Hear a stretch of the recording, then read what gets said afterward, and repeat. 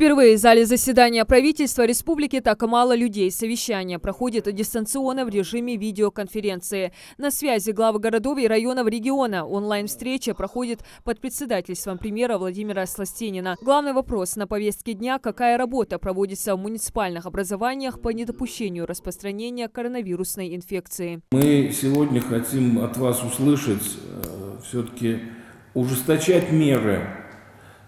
Обращаться ли в правоохранительные органы? Значит, переходить ли на систему пропусков?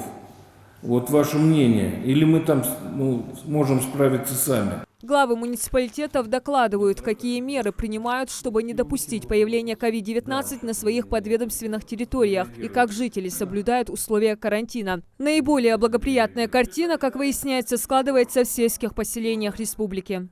У нас на территории района, мы провели соответствующие беседы с духовенством, есть понимание взаимодоговоренности по поводу скопления, проведения массовых мероприятий, похорон, свадеб и так далее. Большинство нарушителей карантина можно встретить в городах республики. Скопление и людей, и машин наблюдается в Назране. Там же расположено наибольшее количество торговых точек. Так мэр Назрани делится, что проводит работу вместе с общественностью и религиозными деятелями с целью не допустить распространения вируса в городе и призвать жителей не покидать свои дома без острой необходимости. Но, признается, их сил недостаточно. Я считаю, что и в городе надо, в целом в республике, где массовые скопления людей, где есть большие магазины. Остальное, мы сегодня группе об этом говорили, здесь нужно привлекать, мое мнение, то, что нужно привлекать патрульные и Росгвардии, и другие силы кого-то, только вот этими методами мы, мне кажется, сможем остановить вот это массовое хождение скопления людей. Еще одна проблема, с которой сталкивается республика в период пандемии – массовое скопление людей на свадьбах и похоронах. Призывы властей и религиозных деятелей отложить свадебные процессы до окончания Рамадана некоторыми жителями региона игнорируются. Так, на прошлой неделе торжества с большим количеством людей прошли в Назране и Малгобеке. Призываем, чтобы их проводили, если даже проводят, либо отложить их после Рамадана, либо, если их проводят, то проводить их в очень узком составе, потому что мы все с вами рискуем. Запреты властей игнорируют и некоторые предприниматели, не закрывая непродовольственные магазины. По ним проводится работа муниципальными образованиями и Роспотребнадзором, и другими надзорными службами. Те организации, которые не входят в число первоочередных и которые не могут открываться, они сильно нарушают и они рискуют здоровьем людей. Глава Сунжи в ходе совещания доложил, что в городе обстановка стабильная. Факта проведения массовых мероприятий за время карантина не выявлено.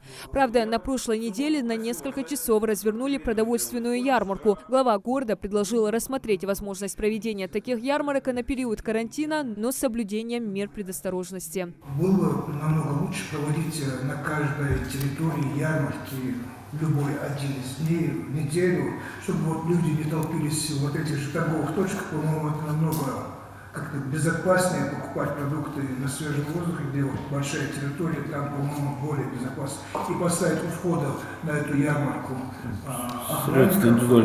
контролировали маски, там вот эти антисептики, чтобы это все было. Конечно, в дистанционном совещании участие принимает Роспотребнадзор. Руководитель управления Борис Камурзоев призывает глав муниципалитетов больше внимания уделить фактам проведения массовых мероприятий и бросить все силы на призывы людей не нарушать правила карантина. Все, что мы отслеживаем, заболел один, потом мы идем по следу, и где-то обязательно любое заболевание, любой заболевший человек, сотрудники программы меня поймут, когда в любом случае где-то эту связь находим.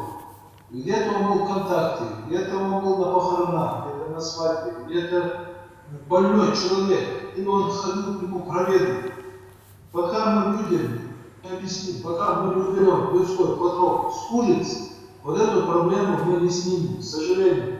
Также отчитался и Росздравнадзор о готовности медицинских учреждений. Сообщили о наличии средств защиты и дезинфекции в достаточном количестве. Представители правительства отметили, что главам муниципалитетов необходимо усилить меры по недопущению нарушений указов главы региона. Диана Дударова, Магомед Дидигов. Новости 24.